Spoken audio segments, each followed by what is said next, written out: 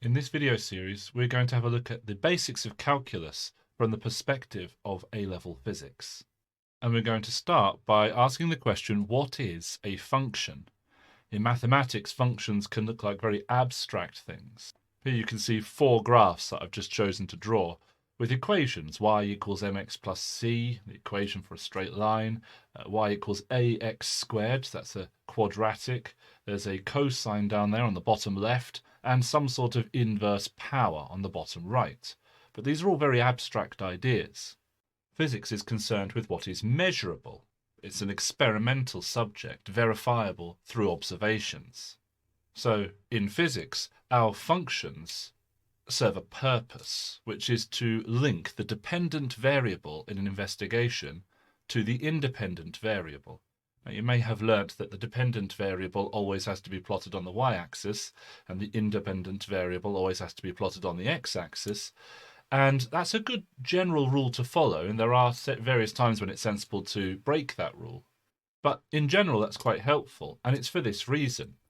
On each of these graphs, the variable on the y-axis is a function of the variable on the x-axis. And the equation that's written there, the function, is a mathematical model that physicists can use to predict what the value on the y-axis will be for a given measured value on the x-axis. So on the left at the top, we've got a basic equation for kinematics. On the right at the top, we've got kinetic energy.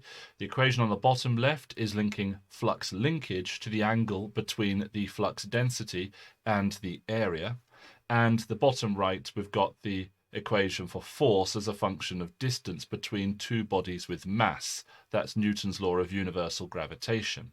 Although looking at it now, perhaps I should have put a minus sign in there because gravitational forces are always attractive. But okay, I'm nitpicking. So functions often get written like this, where a bracket after a variable will indicate what the independent variable is. In each of these equations, there's more than one variable on the right-hand side. So if we look at this equation on the top left, there are three variables on the right-hand side, ut and s0. The notation here, s as a function of t, that's what the bracket means, tells us that the independent variable is t, and therefore we are keeping u, the velocity in this case, constant, and s0, the initial displacement, constant. This second example on the right, the kinetic energy is a function of the velocity. Now, it is true that it's also a function of mass, but in this case, mass is a constant, and so I've written here E as a function of u, indicating that u is the independent variable. So this equation over here in the bottom left is for flux linkage. If I were to increase the number of turns on a coil, I would increase the flux linkage. If I were to have a greater flux density, which is what B is, I would have a greater flux linkage. If my coils had a larger area, I would have more flux linkage. But also, if the angle between the coils, the area of the coils, and the flux density was 0 degrees, I would have the greatest flux linkage. So there are four possible variables here on the right-hand side. In this case, I've plotted the flux linkage as a function of the angle between the flux density and the area.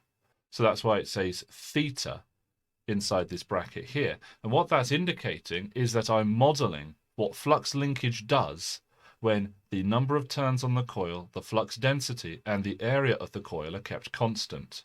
And the only thing I'm varying is the angle between the coil and the flux density. And over here on the right-hand side, we have four variables. Now, in this case, G, the universal gravitational constant, that doesn't change. That is a constant. But I suppose we could imagine some universe where G is different. And of course, we could model that if we chose to. And big M and little m, these two, we could model those things changing. But in this particular graph, the function of force is a function of r. So the only thing that's changed is r. R is the independent variable, the distance between those two masses. So it's important to note that in physics, what we are doing is we are determining functions that are mathematical models that help us make predictions of what is observed in the real world. In the next video, we're going to be looking at what gradients physically represent.